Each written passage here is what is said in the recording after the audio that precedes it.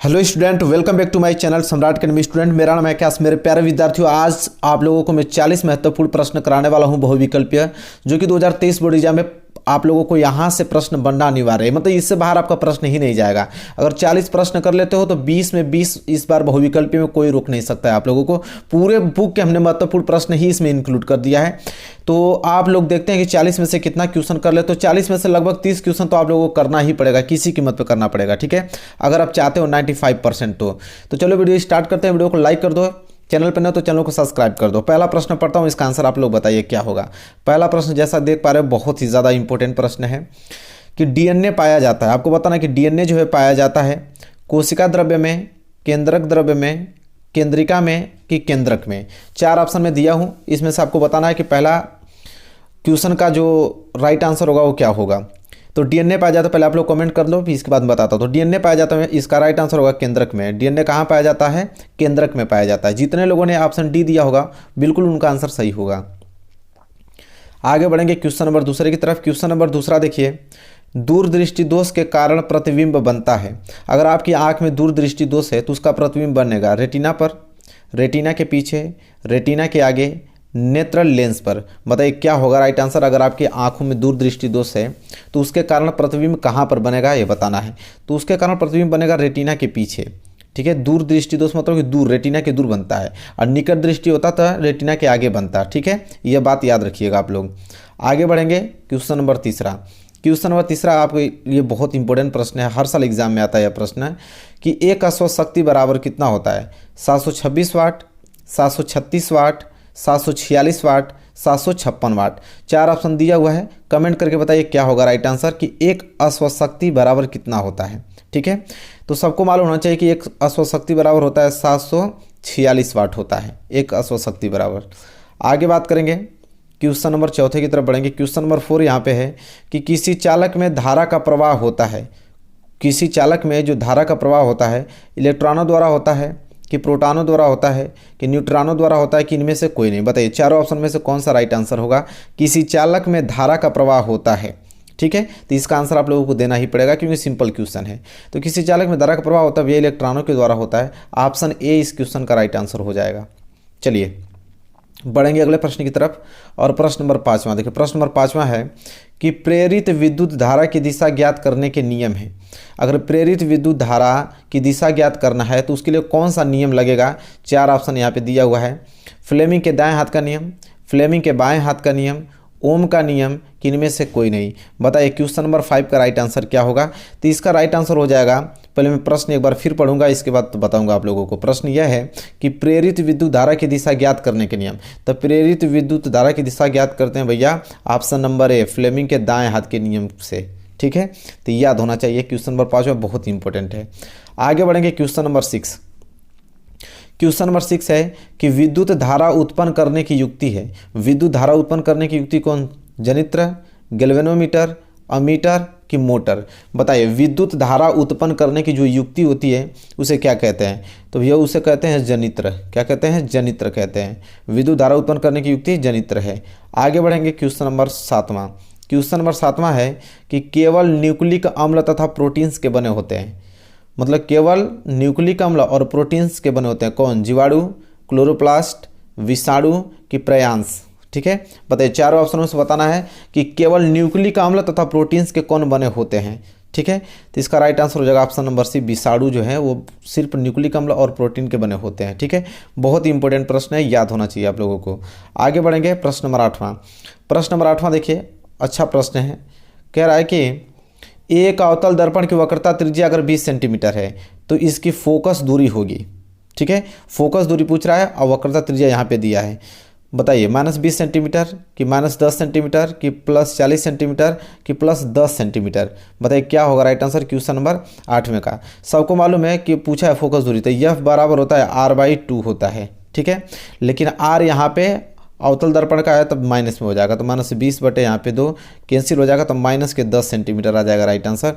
मतलब कि ऑप्शन जो है बी वो हो जाएगा इसका right answer, option number B, -10 centimetre.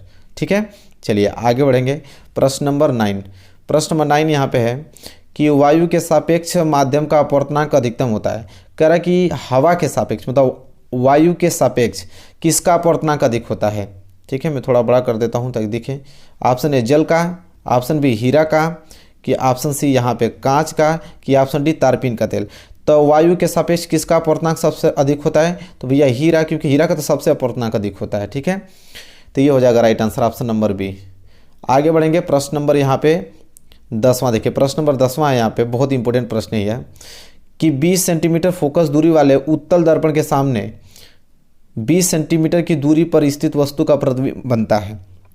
कह रहा है कि 20 सेंटीमीटर फोकस दूरी वाले कोई उत्तल दर्पण है, उसके सामने 20 सेंटीमीटर की दूरी पर स्थित वस्तु का प्रतिबिंब बनेगा। कहाँ? ऑप्शन ए 10 सेंटीमीटर दूरी पर दर्पण के पीछे, कि 10 सेंटीमीटर दूरी पर दर्पण के सामने, कि अनंत पर, किनमें से कोई नहीं। बताइए, 4 ऑप्शन दिया हुआ है, बताइए 4 ऑप्शन में से कौन सा राइट आंसर होगा? कि 20 सेंटीमीटर फोकस दूरी वाले उत्तल दर्पण के सामने 20 सेंटीमीटर की दूरी पर अगर स्थित वस्तु का प्रतिबिंब कहाँ बनता है? इसका हो जाएगा ऑप्शन नंबर ए 10 सेंटीमीटर दर्पण की कहाँ बनेगा? पीछे बनेगा। इतना याद रखिएगा। ठीक है, चलिए, आई होप क्लियर हो गया होगा आप लोगों को। बढ़ेंगे अगले प्रश्न की तरफ। प्रश्न नंबर 11। प्रश्न नंबर 11 क्या है? थोड़ा बड़ा करता हूँ इसको, दिखे आप लोगों को अच्छे से। हाँ, अब दिख रहा होगा। श्याम श्वेत फोटोग्राफी में प्रयुक्त होता है। श्याम श्वेत फोटोग्राफी में प्रयुक्त होता है AgCl, PbNO3 होल्टवाइज, PbSO4 और FeSO4 फेरस सल्फेट। ये हो जाएगा CaCO3। ठीक है, तो बताइए क्या होगा राइट आंसर? क्वेश्चन नंबर 11 का बहुत ही ज़्यादा इंपॉर्टेंट है। श्याम श्वेत फोटोग्राफी में प्रयुक्त होता है। आंख बंद करके आप AgCl पे मारोगे। ठीक है, क्योंकि रट जाना चाहिए आप लोगों को। बहुत बार क्वेश्चन, सारा क्वेश्चन करा चुका हूँ मैं, बस रिवाइज आप लोगों को चला, इतना रिवाइज कर दीजिए कि 20 में 20 नंबर एकदम बिल्कुल आ जाए आप लोगों का। बढ़ेंगे अगले प्रश्न की तरफ। प्रश्न नंबर 12 देखिए। प्रश्न नंबर 12 क्या है? H2SO4 के जलीय विलयन का pH मान होता है। मतलब H2SO4 मतलब सल्फ्यूरिक अम्ल है, तो उसका pH मान कितना होगा? 0, 7, 7 से कम कि 7 से अधिक। बताइए क्वेश्चन नंबर 12 का राइट आंसर क्या होगा? सबको मालूम है जब H2SO4 अम्ल ही है तो अम्ल किसको कहते हैं? जिसका pH मान 7 से कम होता है। बात खत्म। 7 आ जाएगा तो उदासीन, 7 से अधिक आ जाएगा तो क्षारीय। सिंपल, याद हो जाएगा इस तरह। आगे बढ़ेंगे, अगला प्रश्न है 13वां। प्रश्न नंबर 13वां है, धावन सोडा का रासायनिक सूत्र होता है। धावन सोडा, जो कपड़े धोने वाला सोडा होता है, धावन सोडा, उसका रासायनिक सूत्र क्या होता है? ऑप्शन ए NaHCO3, कि ऑप्शन बी Na2CO3 10H2O, कि ऑप्शन यहाँ पे सी COCl2, कि यहाँ पे ऑप्शन डी NaOH। बताइए क्या होगा राइट आंसर? यहाँ पे धावन सोडा का रासायनिक सूत्र, सबको मालूम है कि धावन सोडा का रासायनिक सूत्र बी होता है Na2CO3 10H2O, मतलब सोडियम कार्बोनेट। ठीक है, चलिए आगे बढ़ेंगे और अगला प्रश्न देखेंगे। प्रश्न नंबर 14। प्रश्न नंबर 14 यह है कि यहाँ पे भरना है, कह रहा है कि ठंडे तनु अम्ल से हाइड्रोजन गैस बनाता है। मतलब कह रहा है कि इसमें से कौन चीज़ मिला दिया जाए कि ठंडे तनु अम्ल के साथ हाइड्रोजन गैस बनाएगा? सिलिका, कापर, जिंक की कार्बन। कौन ठंडे तनु अम्ल के साथ हाइड्रोजन गैस बनाता है? आपको बताना है। क्वेश्चन नंबर 14 बहुत ही ज़्यादा इंपॉर्टेंट है भैया। हो जाएगा जिंक। क्या हो जाएगा? जिंक। जिंक से अगर अभिक्रिया अगर हम लोग करा दे रहे हैं, ठीक है, तनु अम्ल से, तो यहाँ पे हाइड्रोजन गैस निकलता है। ठीक है, याद रखिएगा। बढ़ेंगे अगले प्रश्न की तरफ। प्रश्न नंबर 15। प्रश्न नंबर 15 जो है इंपॉर्टेंट प्रश्न है। प्रश्न नंबर 15 कि इनमें से कौन सी धातु अम्ल से हाइड्रोजन विस्थापित नहीं करती है? 4 ऑप्शन दिया हुआ है, बताना कि कौन सी इसमें धातु ऐसी है जो अम्ल से हाइड्रोजन को विस्थापित नहीं करेगी। Fe लोहा, कि जिंक, की कापर, की मैग्नीशियम। बताइए, 4 ऑप्शन दिया हुआ है, बताइए क्या होगा राइट आंसर? सबको मालूम है कि विस्थापित वही नहीं कर पाएगी हाइड्रोजन को जो कि हाइड्रोजन से कम अभिक्रियाशील होगा। तो इन चारों में से आप बताइए, सक्रियता श्रेणी याद है ना आप लोगों को? तो बताइए हाइड्रोजन से कम अभिक्रियाशील तत्व कौन है? इसमें से कौन सा ऐसी धातु है जो हाइड्रोजन से कम अभिक्रियाशील है, वही इसको विस्थापित नहीं कर पाएगी? ठीक है, तो भैया हो जाएगा कापर। आपका सिंपल आंसर कापर। कापर जो है वो हाइड्रोजन से कम अभिक्रियाशील है, इसलिए हाइड्रोजन को विस्थापित नहीं कर सकता। बाकी लोहा हुआ, जिंक हुआ, मैग्नीशियम, ये सब सक्रियता श्रेणी में ऊपर आते हैं हाइड्रोजन से, ये इसको विस्थापित कर देंगे, लेकिन कापर नीचे आता है, ये नहीं कर पाएगा। ठीक है, चलिए आगे बढ़ेंगे। प्रश्न नंबर 16 देखिए। बताइए प्रश्न नंबर 16 का राइट आंसर क्या होगा? एथिल एल्कोहल का IUPAC नाम बताना है। एथिल एल्कोहल का IUPAC नाम क्या होगा? Option A methane, option B ethanol, option C ethanol, option D propanol. बताइए, बहुत ही ज़्यादा इंपॉर्टेंट है क्वेश्चन नंबर 16।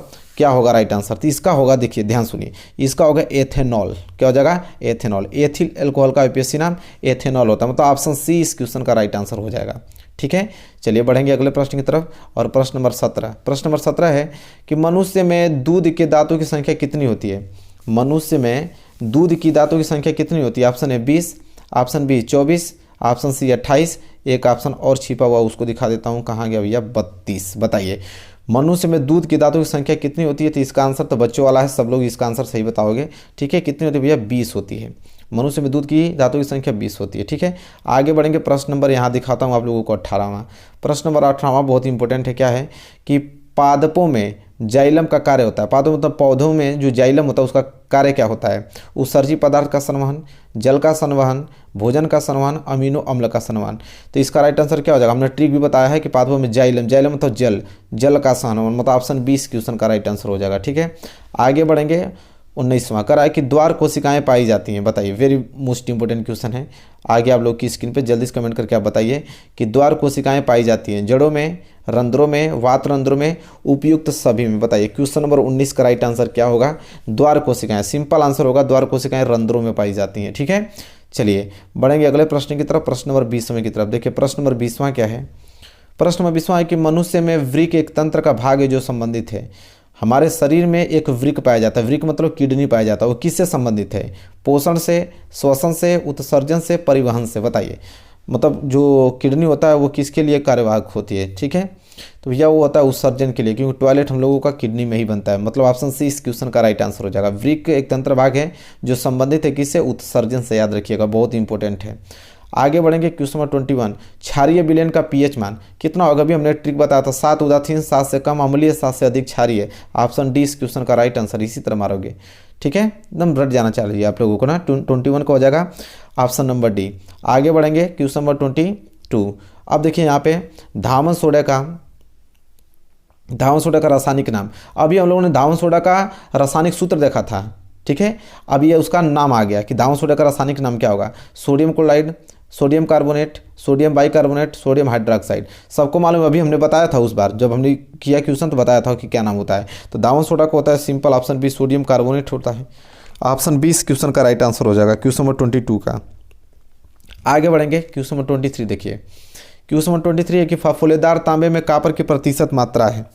फफोलेदार तांबे जो आते हैं उसमें कॉपर की प्रतिशत मात्रा कितनी होती है? 98%, 2%, ऑप्शन सी 70%, ऑप्शन डी 30%। बताइए राइट आंसर क्या होगा क्वेश्चन नंबर 23 का? बहुत ही ज़्यादा इंपॉर्टेंट क्वेश्चन है क्वेश्चन नंबर 23। तो इसका हो जाएगा भैया 98%। फफोलेदार तांबे में कॉपर की प्रतिशत मात्रा 98% होती है। ठीक है, आगे बढ़ेंगे प्रश्न नंबर 24। देखिए प्रकाश की किरणें गमन करती हैं, जो प्रकाश की किरण आती हैं वो गमन करती हैं सीधी रेखा में कि टेढ़ी रेखा में, किसी भी दिशा में, कि इनमें से कोई नहीं। बताइए क्या होगा राइट आंसर? कि प्रकाश की जो किरणें हैं, प्रकाश की किरणें वह गमन करती हैं, ऑप्शन ए सीधी रेखा में गमन करती हैं। जितने लोगों ने ऑप्शन ए दिया है बिल्कुल उनका आंसर राइट है। ठीक है, चलिए बढ़ेंगे अगले प्रश्न की तरफ, प्रश्न नंबर 25। प्रश्न नंबर 25 क्या है यहाँ पे? देखिए कि निम्नलिखित में से किसका अपवर्तनांक सबसे अधिक होता है? मतलब 4 ऑप्शन दिया हुआ है, कह रहा है कि किसका अपवर्तनांक अधिक होता है? वायु का, बर्फ का, कांच का, हीरा का। तो मैंने अभी आप लोगों को पहले भी एक प्रश्न इस तरह का आया था, तो हमने बताया था कि सबसे ज़्यादा अगर अपवर्तनांक होता है तो हीरा का होता है, इसलिए ऑप्शन डी इस क्वेश्चन का राइट आंसर हो जाएगा। ठीक है, चलिए बढ़ेंगे क्वेश्चन नंबर 26 की तरफ। क्वेश्चन नंबर 26 है कि विभवांतर का एसआई मात्रक क्या होता है? अथवा कभी कभी क्वेश्चन पूछता है कि निम्नलिखित में कौन विद्युत विभवांतर का एसआई मात्रक है? तो बताइए विभवांतर का एसआई मात्रक क्या होता है? जूल होता है कि वाट होता है कि एम्पियर होता है कि वोल्ट होता है? बताइए 26 का राइट आंसर क्या होगा? विभवांतर। तो विभवांतर क्या नापता है? वोल्ट नापता है। ठीक है, तो विभवांतर का एसआई मात्रक क्या हो जाएगा? वोल्ट, क्योंकि विभवांतर को वोल्ट में ही नापा जाता है। ठीक है, धारा रहता तो एम्पियर में नापते हैं। ठीक है, इस तरह। और यहाँ पे शक्ति रहता है, पावर रहता है तो वाट में नापते हैं, हीट रहता है उष्मा जूल में नापते हैं। ठीक है, सारी चीज़ें आपको याद हैं। चलिए बढ़ेंगे क्वेश्चन 27। विद्युत बल्ब का तंतु किस धातु का बना होता है? जो पीला बल्ब आप देखते हो तो उसमें जो तंतु जो जलता है वो किस धातु का बना होता है? लोहा का, टंगस्टन का, तांबा का कि सोना का? बताइए जल्दी से कमेंट करिए। ये तो बहुत नॉर्मल प्रश्न है तो सभी लोग बता देंगे कि ऑप्शन बी टंगस्टन का बना होता है। ठीक है, तो विद्युत बल्ब का तंतु किस धातु का बना होता है? टंगस्टन धातु का बना होता है, याद रखिएगा। आगे बढ़ते हैं 28 की तरफ। 28 है कि विद्युत धारा का एसआई मात्रक है अथवा विद्युत धारा का मात्रक। अभी हमने जस्ट इसके पहले ही विद्युत धारा का बताया था, वाट होगा कि वोल्ट होगा कि ओम होगा कि एम्पियर? बताइए, तुरंत आपको याद होना चाहिए। अभी जस्ट हमने बताया है कि विद्युत धारा का एसआई मात्रक क्या होता है, तो आप तुरंत क्लिक करोगे एम्पियर होता है। ठीक है, एम्पियर होता है इसका राइट आंसर। ठीक है, आगे बढ़ते हैं। अगला प्रश्न देखो, ये रिएक्शन बहुत पूछा जाता है। ये ऊपर रिएक्शन आपको दे देगा, कह रहा है कि उपयुक्त रासायनिक अभिक्रिया है। तो रिएक्शन को देख के आपको बताना है कि विस्थापन अभिक्रिया है, कि द्विविस्थापन अभिक्रिया है, कि संयोजन अभिक्रिया है, कि एक ऑप्शन और छिपा हुआ है, इनमें से कोई नहीं। अब मैं आप लोगों को रिएक्शन की दिखाता हूँ ताकि ध्यान से आप रिएक्शन को देख पाओ। यहाँ पे Fe है, कॉपर सल्फेट के साथ अभिक्रिया करके कॉपर और यहाँ पे आपका आयरन सल्फेट बना रहा है। तो आप ध्यान से देखना है, अब कहना है कि कौन सी अभिक्रिया बताना आप लोगों को। तो सिंपल आप जवाब दोगे कि विस्थापन अभिक्रिया। क्यों? क्योंकि यहाँ लोहा अधिक अभिक्रियाशील है कॉपर से। तो देखो कॉपर को यहाँ पे अलग कर दिया, मतलब विस्थापित कर दिया उसके ही यौगिक में से, इसलिए विस्थापन अभिक्रिया होगी। ठीक है, चलिए आगे बढ़ते हैं। प्रश्न नंबर 30वां है कि श्वसन किस प्रकार का रासायनिक अभिक्रिया है। श्वसन किस प्रकार की रासायनिक अभिक्रिया है? उपचयन, संयोजन, की ऊष्माक्षेपी, की ऊष्माशोषी। बहुत ही इंपॉर्टेंट प्रश्न है, इसको एकदम अच्छे तरीके से आप लोग रट जाना है, प्रश्न बहुत ज़्यादा इंपॉर्टेंट है। तो भैया श्वसन किस प्रकार का रासायनिक अभिक्रिया है? तो ऊष्माक्षेपी अभिक्रिया है, ऊष्माक्षेपी अभिक्रिया है।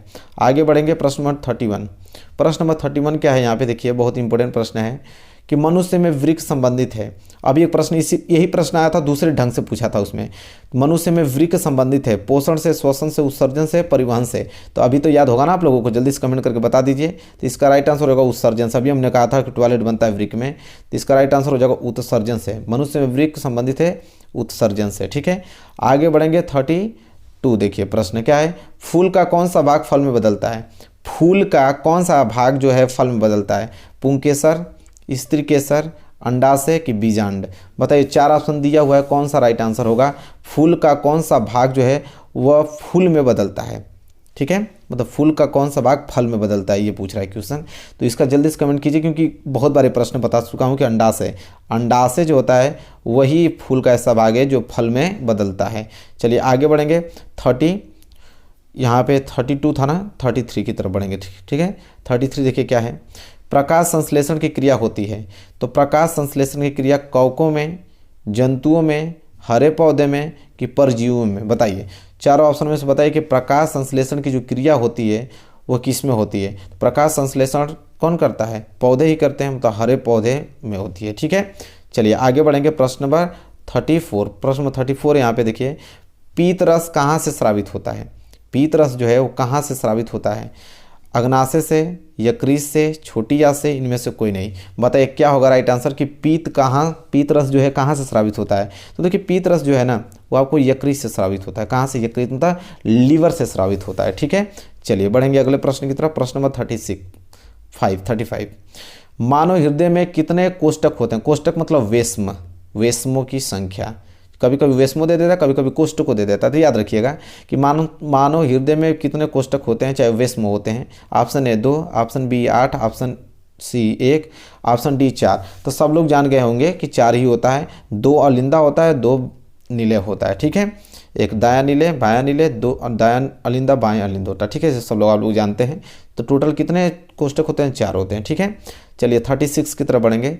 पादप में फ्लोएम संवाहक होता है। पौधे में जो फ्लोएम होता है वो संवाहक होता है। भोजन, कार्बन डाइऑक्साइड, जल, अमीनो अम्ल। अभी हमने बताया था फ्लोएम में आगे मतलब फूड मतलब भोजन में संवहन होता है। और जाइलम रहता है तो जल का संवहन करता है। तो ऑप्शन ए इस क्वेश्चन का राइट आंसर हो जाएगा भैया कि पादप में फ्लोएम संवाहक होता है भोजन के लिए। ठीक है, चलिए बढ़ते हैं 37। एक लिंगी पुष्प के उदाहरण, इसमें से कौन एक लिंगी पुष्प है? पपीता, सरसों, उड़हल, की इनमें से कोई नहीं। बताइए क्या होगा राइट आंसर? एक लिंगी पुष्प के उदाहरण यहाँ पे पूछ रहा था। एक लिंगी पुष्प का उदाहरण हो जाएगा उड़हल। याद कर लीजिएगा आप लोग। ठीक है, इंपॉर्टेंट क्वेश्चन है 37। 38 का आंसर तो सब लोग बताना चाहेंगे क्योंकि बहुत ही ज़्यादा सिंपल क्वेश्चन है कि निम्न में से कौन मानव में मादा जनन तंत्र का भाग नहीं है? मादा मतलब क्या? फीमेल, लड़की में कौन भाग नहीं है यहाँ बताना है? अंडाशय, गर्भाशय, शुक्रवाहिका, डिंबवाहिनी। तो मादा में देखिए अंडाशय भी तो पाया ही जाता है, डिंबवाहिनियाँ भी पाया जाता है, गर्भाशय भी पाया जाता है। ये शुक्रवाहिका जो है ये नहीं पाया जाता है। तो ये मादा जनन तंत्र का भाग नहीं है। कौन? शुक्रवाहिका। ऑप्शन सी इस क्वेश्चन का राइट आंसर हो जाएगा। ठीक है, 39 बढ़ेंगे। पराग कोष में होते हैं, थोड़ा बड़ा करता हूँ ताकि अच्छे से दिखे आप लोगों को। अब दिख रहा होगा आप लोगों को। पराग कोष में, इसका भी आंसर बताना पड़ेगा आपको। पराग कोष में होते हैं वायदल, अंडाशय, अंडप की पराग कड़े। तो पराग कोष में क्या होते हैं? तो पराग कोष में पराग कण ही तो होंगे, और क्या होगा? तो पराग कोष में पराग कड़े होते हैं। आगे बढ़ेंगे क्वेश्चन नंबर 40 की तरफ। ठीक है, लास्ट क्वेश्चन है, इसका आंसर सभी लोग सही देंगे कि मानव में गुणसूत्रों की संख्या कितनी होती है। मानव में गुणसूत्रों की संख्या कितनी होती है? 22, 23, 46 की 69। बताइए क्या होगा राइट आंसर इसका। बहुत इंपॉर्टेंट प्रश्न है। तो मानव में गुणसूत्रों की संख्या होती है 46। कितनी होती है? 46। ऑप्शन सी इस क्वेश्चन का राइट आंसर हो गया। तो मेरे प्यारे विद्यार्थियों देखिए, आप यहाँ पे 40 मोस्ट इंपोर्टेंट क्वेश्चन करा है। 40 में से कितना क्वेश्चन आप लोगों ने सही किया कमेंट करके जरूर बताइएगा। मैं सबका कमेंट देखूंगा। ठीक है, और इस बार 20 में 20 आप लोगों को एकदम ऑब्जेक्टिव में कोई नहीं रोकेगा, और 50 में 50 सब्जेक्टिव तैयारी चल रही है अच्छे तरीके से। तो चैनल को सब्सक्राइब कर लो, और वीडियो को लाइक नहीं किया तो लाइक कर दो और शेयर भी कर दो। मिलेंगे नेक्स्ट वीडियो में, तब तक के लिए धन्यवाद।